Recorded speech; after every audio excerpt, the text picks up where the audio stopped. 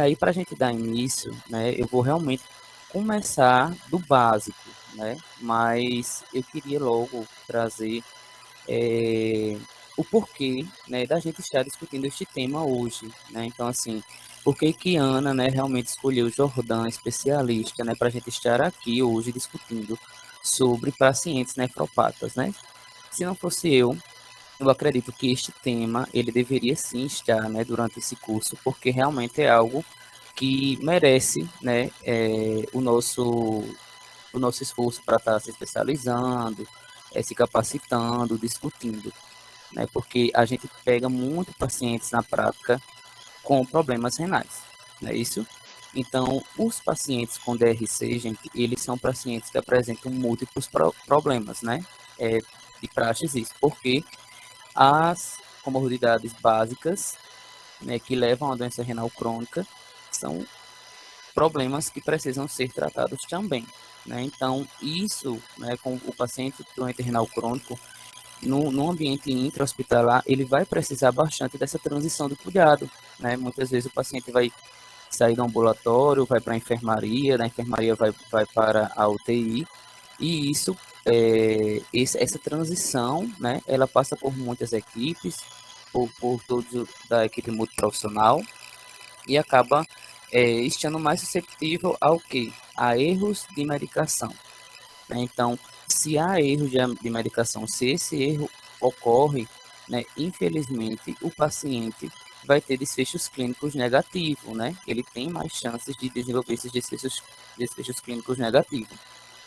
E esses desfechos clínicos negativos, eles também envolvem a própria lesão renal aguda, né? Um erro de medicação pode levar à lesão renal aguda, tá bom? Então, se leva a uma lesão renal aguda ou a um desfecho clínico negativo, a gente vai ter tempo de internações, né, maiores, tá bom? E também vamos ter, infelizmente, uma gravidade da doença, né? E isso pode ser perigoso para o paciente, tá bom?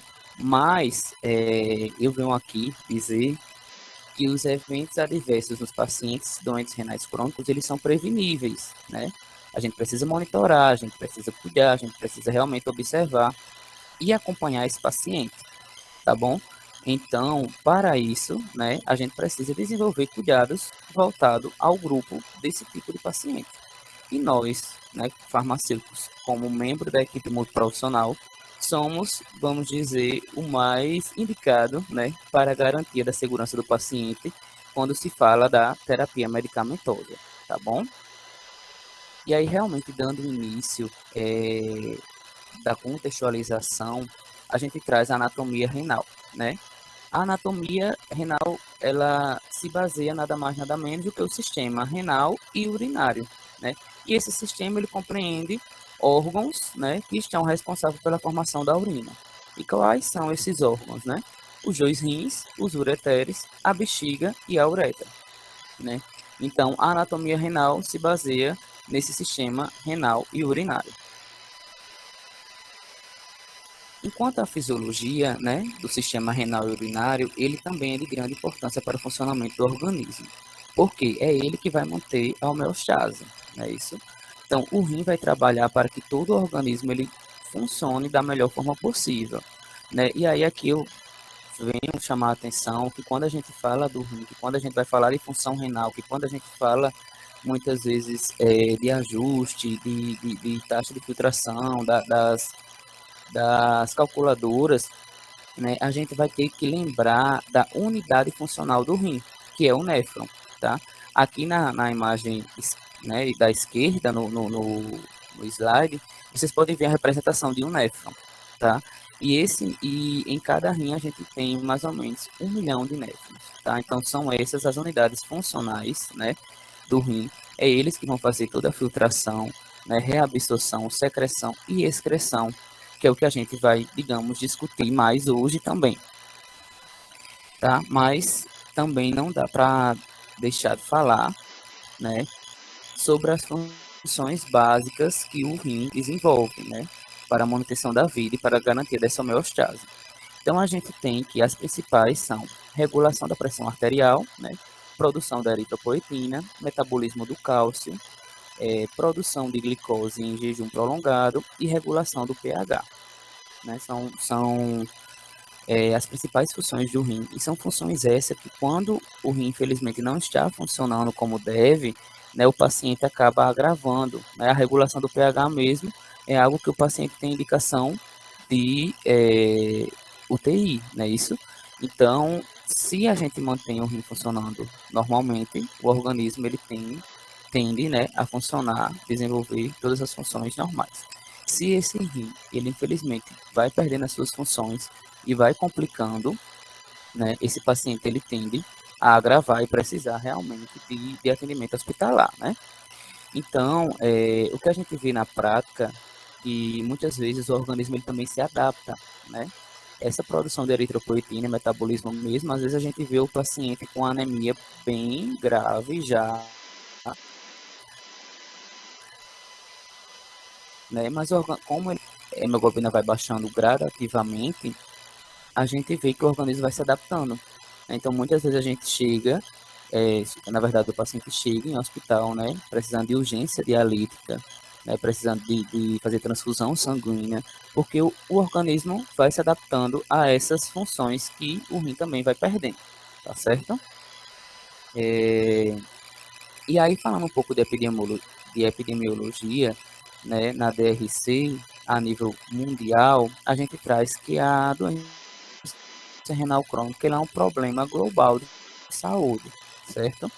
Afeta mais de 750 milhões de pessoas em todo o mundo, e sua incidência hoje no mundo ela gira em torno dos 24 a 48% em pessoas acima de 64 anos. Mas, de acordo com o censo que eu vou trazer, vocês vão ver que isso também vai mudar. Não é só a população idosa, né, que tem essa grande incidência da doença renal.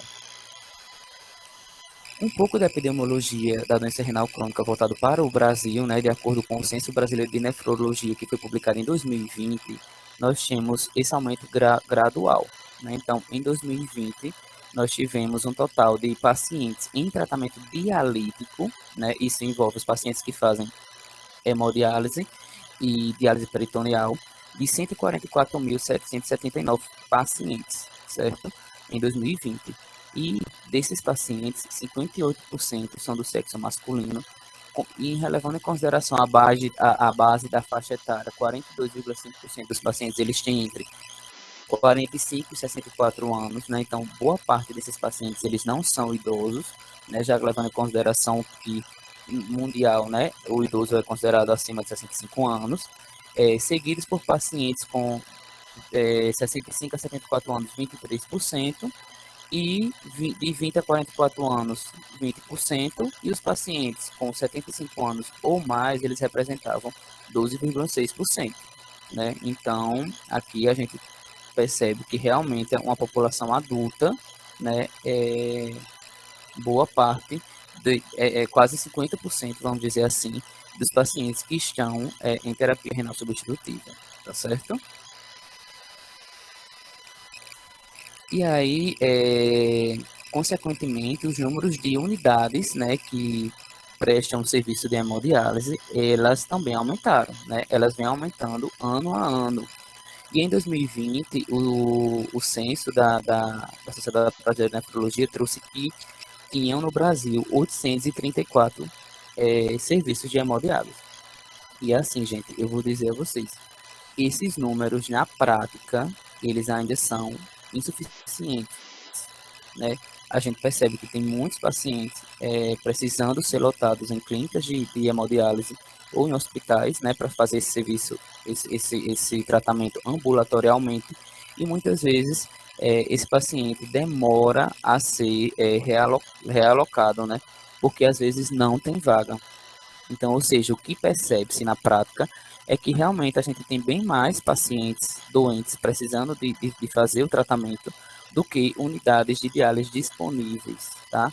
Eu não sei qual é a realidade realmente do Sul, né? Mas no Nordeste o que a gente percebe é que faltam vagas, né, nas clínicas de hemodiálise para esses pacientes fazer o seu tratamento. Oi.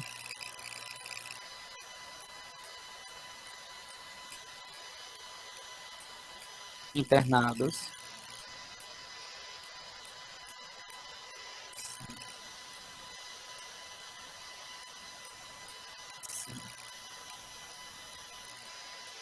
Sim, sim, então realmente é uma realidade, né, geral, e isso realmente acontece.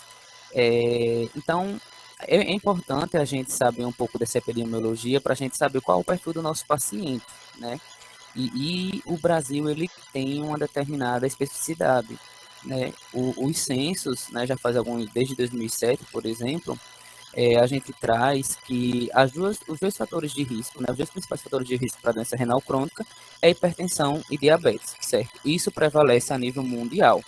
Só que no Brasil a incidência maior é de pacientes que desenvolvem doença renal crônica e que sua doença de base é a hipertensão arterial sistêmica, tá? Logo seguida do diabetes.